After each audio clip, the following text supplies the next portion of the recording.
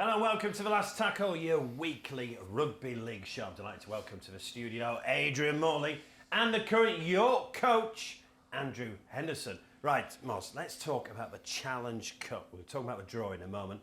I mean, it's one of your career highlights. You won a grand final over here, you won a grand final in Australia, but you put the Challenge Cup up there.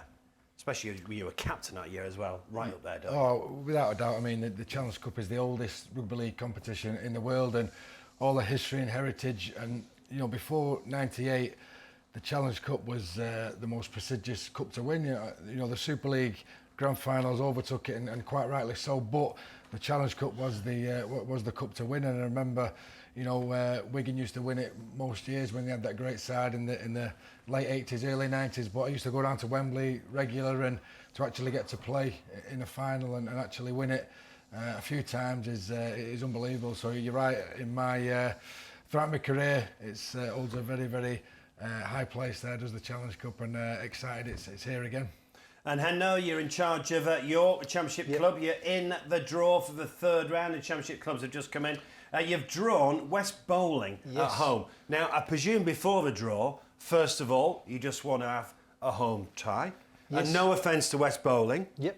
But you've got a great draw, haven't you? Yeah, look, I think this is the beauty of the Challenge Cup, isn't it? It provides opportunities, you know, for teams like West Bowling now to come up. They're going to get to play at a fantastic facility. They're going to experience a great city that is York, and they get to test themselves against some, you know, quality players. So, look, we're very much looking forward to welcoming them to come to York. Yeah, they're a proud club. They're a community club that have serviced the Bradford area for a number of years. So I actually know the head coach of West Bowling, Dean Muir. He was the assistant coach at Keighley last year. So he may know a little bit about what's coming at him, so I'm sure he can prepare his team for that. But no, look, we're very much looking forward to it. And again, this is the beauty of the Challenge Cup. It does provide opportunities from teams from outside the professional ranks to showcase themselves and what they're about, and gain a new experience and exposure too for that level of the game. Because what would a bit of the cup run mean to a team like York then? Yeah, well, look, it's one of those. It's a strange one, isn't it? Because, you know, when you're looking at the championship, you know, there's an avenue for promotion to the Super League. So your main focus has to really be on the league campaign. You know, the Challenge Cup is, you know, it's a fantastic competition, as Moz has just highlighted, and obviously the experiences of winning it, the highs of that. But, you know, the reality is, you know, for us, is probably our focus has got to be on the Betfred Championship more than the Challenge Cup. Don't get me wrong, we want to obviously go as far as we can in the competition and do the competition justice. But, you know, the reality is are we going to win it? I'm not so sure. But like I said, we'll certainly do our best. So come on, and how is life at York in the Championship then? Great, really, really good. You know, I'll be honest, Mark, it's... They're an ambitious club, aren't they? I was just going to say that. I mean, they applied for a Super League, didn't they, a couple of years ago? So. They did. And look, I think, you know, with the new owner, Clint Goodchild, that's come into the club 12 months ago, you know, I think he's came in, he's assessed the sort of areas of the club that needed strengthening. And what I've sort of admired about his approach is he's sort of looked at more the off-field infrastructure and making sure that he's getting that side of the club right first. And then obviously by getting that right and managing that right, that's then going to generate the revenue and income to then, you know, reinvest back into the performance to help that side of the club grow. So, you know, that was one of the things that drew me to York was certainly the owner and his ambition and his aspirations, but the model that he's sort of building the club around, I think is sensible. And I think is sustainable. Yep. And the one good thing I can say about York is I think it's got a fantastic playing facility. It's Super League standard. I think some of the training facilities we have on offer through our great partners there at York St John University is Super League standard. Our foundation that is up and running is doing a tremendous job in the community. Brilliant women's team. And I was just about to say that, you know, the inclusion and the diversity, you know, that's a big sort of talking point at the moment within sport and within rugby league. And, you know, we've now got the women's team who are very successful in the women's Betfred Super League. We've also now got the wheelchair off the ground, the PDRL we're getting off the ground, the disability team off the ground as well. So a lot of really good things going on behind the scenes at York. Yeah. The challenge now is from the performance side. I've got to get that right on the field with our team. Well, we're talking about the wheelchair game in a moment, and the women's final of the Challenge Cup will be at Wembley on the same day, Saturday the 12th of August. I just think that is brilliant. Right, let's have a quick look at the draw. Featherstone Rovers versus Halifax Panthers, an all-championship game. That will be live on the Sportsman as well. So we can exclusively reveal that's our next live game, Featherstone Rovers versus the Halifax Panthers on Sunday the 12th of March at 3 o'clock kickoff. Viewers to pick out, you've got Oral versus Midlands Hurricanes. We showed Midlands beat the Hull Dockers a couple of weekends ago. You've got Hunslet versus Keighley Cougars, York Knights versus West Bowling, London Broncos versus Whitehaven, Barrow Raiders versus Swinton as well. Swinton are York's next opponents on Sunday. So it's the 12th, 11th and 12th of March, and our next game will be Featherstone Rovers versus the Halifax Panthers. And it's great to see lots of community teams in the draw as well. No, it is, and you know, that's definitely the tie of the round, Featherstone against Halifax. Two big old famous clubs there, you know, Yorkshire, big Yorkshire derby, and it's great that we're going to see a bit of footage. Let's hope there's a few ding-dongs in that game. I'm sure there will be, but you're right, you know, Hendo said before, it's great, the Challenge Cup, all these community amateur clubs get to represent their towns against the big boys, as it were, so can't wait, and you know, there's always a bit of drama and magic in the cup, and this round will be no different, I'm sure.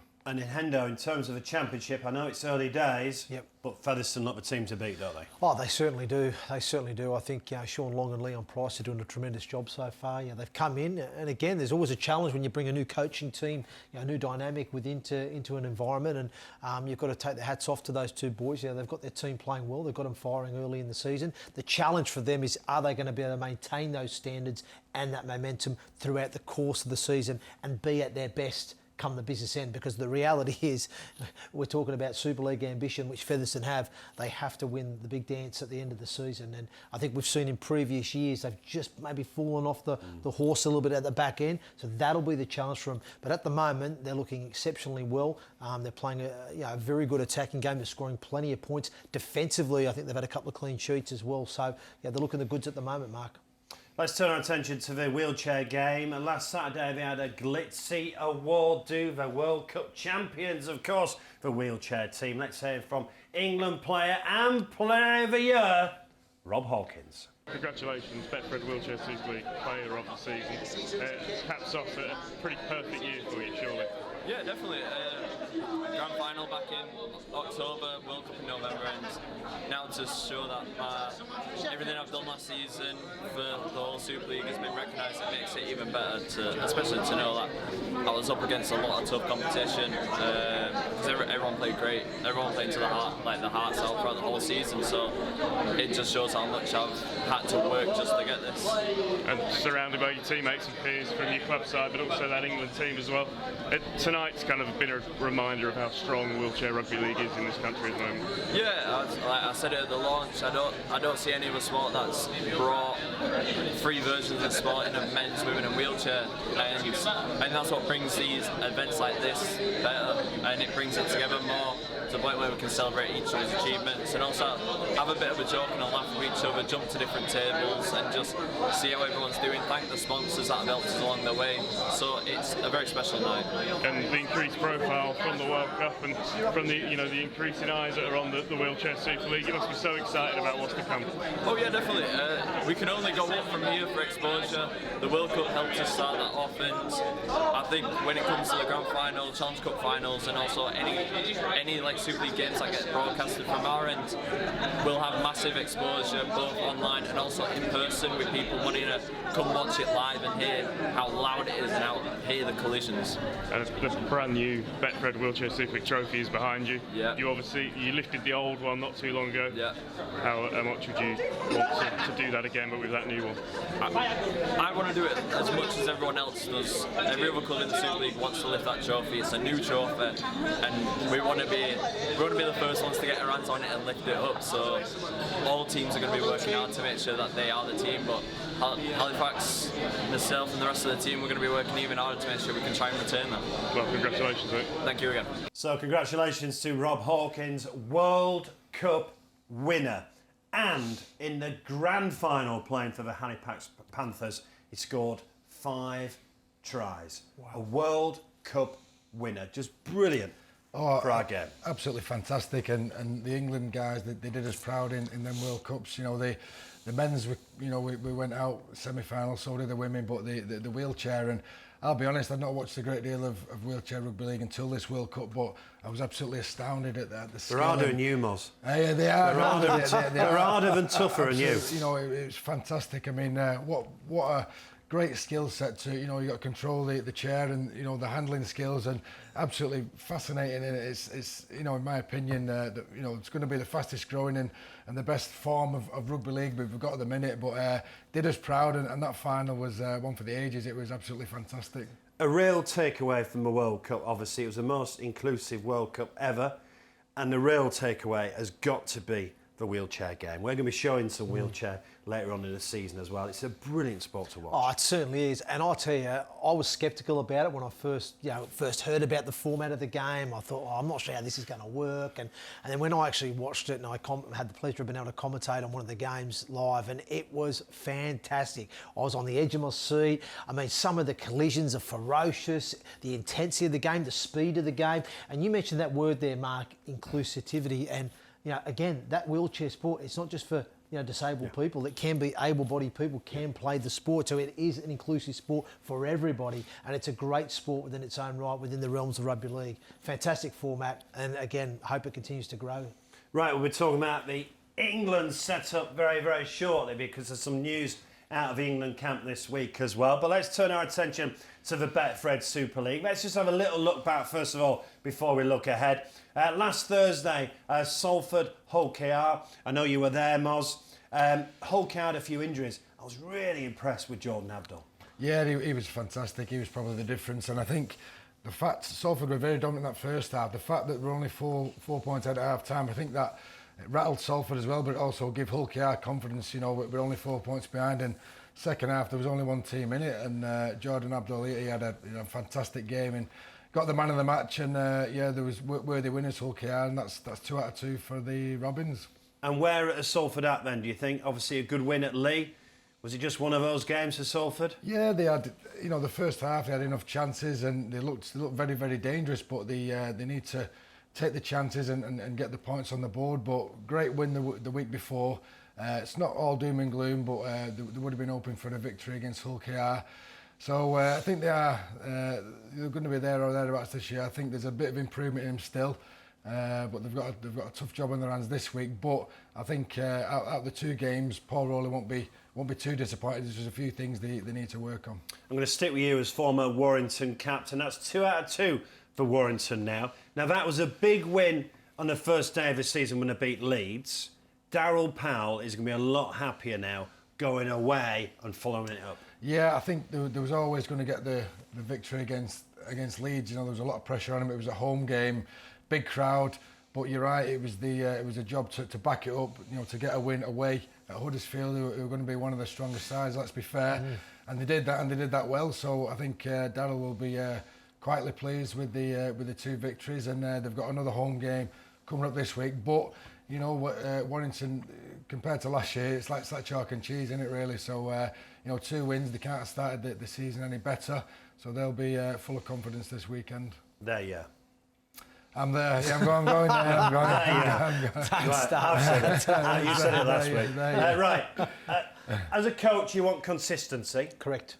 Tony Smith now, 2 out of 2 for Hull. Because if you're going to criticise Hull in the last couple of seasons, got to be consistency. Yeah, I agree. And I probably, if you reflect on Hull probably previously too, I'm not sure they would have won those 2 games in the manner that they were, how close they were. I'm not sure they would have seen those through. Because Leeds were 18-16 up as well, Correct, that's correct. So I look at the way that, yes, they've got back-to-back wins, but it's the manner that they've managed to come across and get across the line. You know, I think, you know, Brad Dwyer was fantastic on the weekend too as well. He made sure he made his point known that why, you know, he wasn't too happy with his exit from Leeds, and he showcased his ability in that game. But no, I think there'll be... I know Tony will be looking at it and going, there's still plenty of improvement still in the side, and there's areas that they need to make sure they're a little bit more consistent in regards to performance. But I think he'll be really pleased that they found a way in both games in their opening fixtures to get across the line, where in previous years they may not have had enough to get through. So, no, it's a really good start for Hull FC. Moz, Leeds were sloppy at times.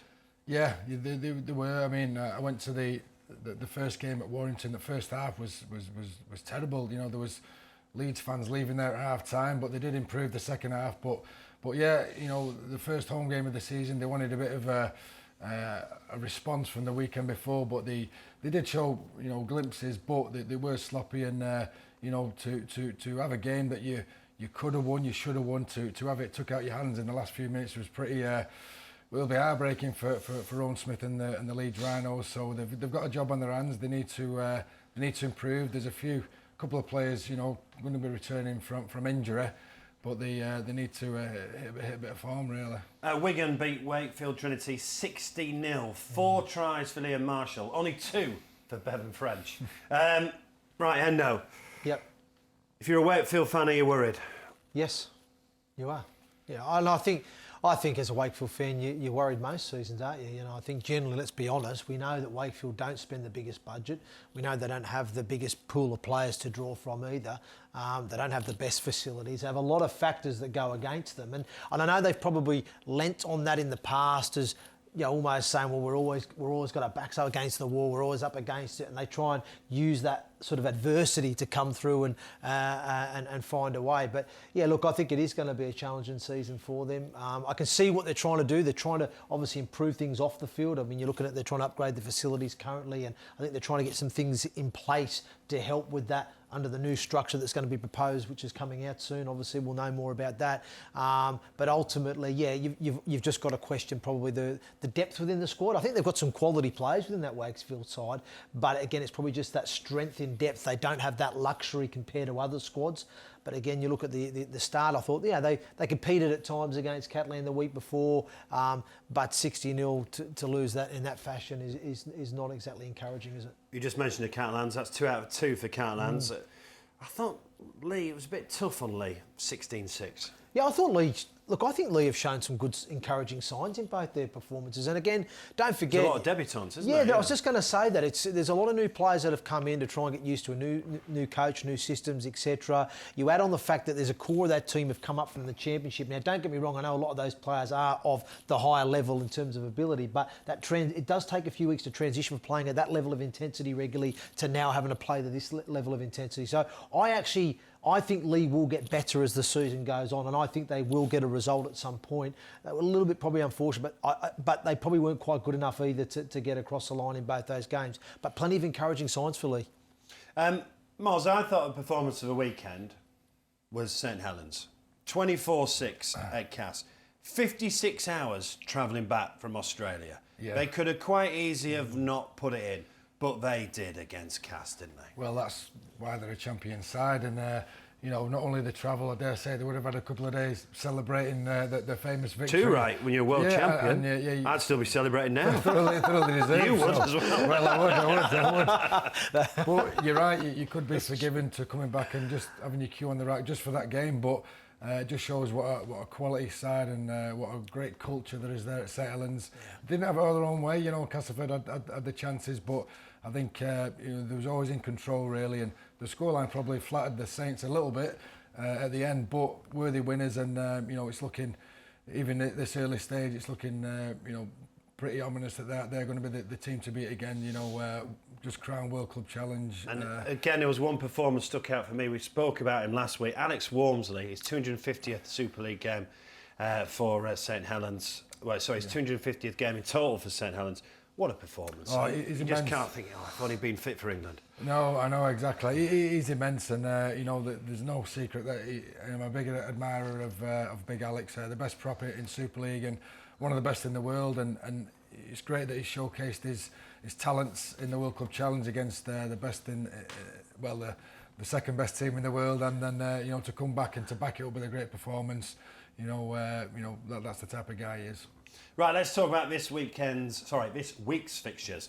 Thursday night live on Sky, Warrington versus Salford. Split loyalties. Yeah, I'm going on Thursday, but you know, I always like to see my old clubs do well, so I'll be there. You know, sitting on the fence and. But Warrington fans will be expecting a performance and a victory now, won't they? 2 out of 2. They will. Great first round victory against Leeds. It weren't just a victory; it was really comprehensive, and it was a morale boosting win. And I think the fans and the club really needed that win, and they backed it up. So I think Warrington will go into this very confident, and just the way the forwards ran over ran over Leeds.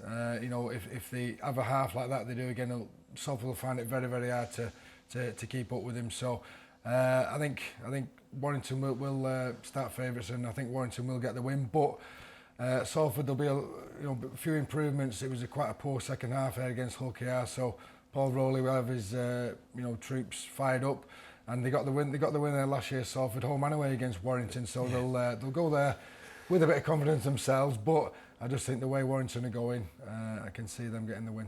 Of course, you know all about Warrington, and I think Cassiano looks a brilliant signing. Yeah, seems to have changed that pack. The dynamic of the pack, 100%. Now, I think they've made some good recruitment decisions in the close season, and I think certainly around that, like as Mus said there, that forward pack now, it's a different pack, isn't it? It's a different dynamic. I think there's a bit of variety in that pack as well. You know what I mean? So they're not all kind of the same ilk. Those forwards, they all add something different. They bring something different to the table, which for me, obviously, from a defensive point of view, you've got to handle different guys that can offload, that can tip on, that have got more of that straight up and down, no nonsense. You know, they've just got a good mix and variety, I think, within that pack this season. One thing I will say is, certainly during my time there, and obviously as we've alluded to last season, Salford have been a bit of a bogey team for Warrington, seem to have the sort of wood over them. But I have to go with Moz, and I think Warrington will be too strong for Salford this weekend. Also, let's move to Friday. Catalans, Hull, both unbeaten. And we talk about consistency with Hull. Be interested to see what kind of performance they put in at Catalans. Yeah, I agree. I mean, Catalans will be buoyed with the win last week at home. I think Hull FC are going to go there and get the job done. I do. Yeah, I've got a feeling. You think Tony Smith's a good appointment? I do. Well, I think that's what they needed at Hull there. I do. I think they needed someone who's got that sort of senior experience to manage that playing group. I think that, there was certainly some, from what I could hear, some bit of fragmentation within that group, and I think Tony's got that experience and ability to bring that group together and get on the same page. And like I said, they've had 2 from 2 at the start. I think they're going to make it 3 from 3. What do you think, Moz? Every club he's been to, Tony, he's had success, and Hull always have a fantastic squad, and but it probably just needs a captain steering the ship. So I disagree with you on the victory. I think Catalans will get the win. Very tough place to go, with the travel and whatnot. And even though Hull have won 2 games, they could have easily have lost a couple of games. So I just think it'll be a step too far to go to Catalans to get the win. So I'm going with the Catalans victory. Wakefield at home, Huddersfield. Got to put in a better show. They have to. Well, Wakefield just need to focus on delivering a performance this week. But I think Huddersfield will be licking their wounds from that loss against Warrington. I think Huddersfield will be too strong. I think they'll be too focused and determined to bounce back. And I'm not sure Wakefield are going to be able to pick themselves up enough to get the job done. Castleford versus Wigan.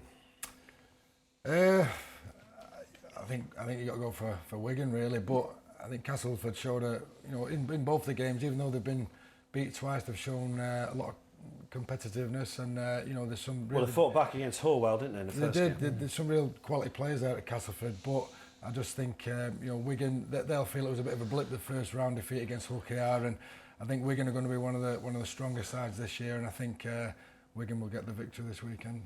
Hull KR versus Leigh. I've been impressed with Hull KR. Yeah, I have too. Well, it's funny because if you look at the pre-season friendly form, there was a few eyebrows raised, weren't there, around Hull KR? People going like, what's going on here? Like, you know what I mean? But again, it just reiterates that you cannot read into friendlies, because friendlies, there's so many variables in those contests in terms of unlimited interchange, coaches trying different combinations, etc. But there were a number of eyebrows raised. But Hull KR have just come out and just gone bang, bang. Beaten Wigan at home in the first game, that was an outstanding achievement. To then back that up in the way they did and win it on the weekend. They're playing against a Leigh side that I think have got some threat and some ability there to cause them problems. But I think if they're at home, I think Hull KR will get the job done. But I think it's going to be a really great. I think this is the game of the round. I really do. And finally on Sky on Friday night, St Helens versus Leeds. Look, they'll get a brilliant reception, St Helens. First home game since winning the World Cup Challenge. Pressures on Leeds were sloppy. Last week, Leeds. Should be a decent game, eh? Should be a decent game. I mean, the rivalry with these two teams. This is probably one of the better rivalries over the last 25 years in the Super League. But very contrasting season so far. There will be a huge crowd there, quite rightly so, cheering on the new world champions, and confidence will be sky high in the Saints camp, not so much in the Leeds camp. So to go there and beat the World Cup Challenge. I think it's a really tall order for Leeds, and I think Saints will get the win, but it's up to Leeds to put a performance in that they're going to give them confidence, whether they win or not, but just to give them confidence going forward, I think. Another fascinating week in the Betfred Super League, but let's turn our attention to the international game. We've got a mid-season international against France for the men and women's team, and I'm going to be wearing a very special shirt. Incredibly proud of my time in the sport. The sport means a great deal to me. It's given me everything I've got, probably more so the friendships and memories that I've got. So to see the shirt behind represent three things that I love dearly: the sport Rugby League, International Rugby League in England, the M&D community, and of course Rob Borough. You combine those three and it's very, very powerful, and delighted to see the shirt. It's designed on an England shirt going back to about 2012. Obviously it was red and white, but with the M&D colours on it now, that same design, it's really fitting and special. You know, Rob is celebrated in this way, the impact and how great it was an England shirt. Because here comes Ellis, and Borough is the flying machine just to his left. Up he goes, scooting away. For Rugby League to get behind it and sharing it, I think is incredible. And those guys who get to wear the shirt will feel 10 feet tall having worn it, and there's some irony in that because Rob was only 5'4", but he's been a giant and continues to inspire everybody, and I'm sure the guys who get the chance to wear it will be absolutely inspired. Please keep supporting the M&D community, and of course our good friend Rob Borough. You're all making a massive difference, and you're helping provide hope to a community that really need us.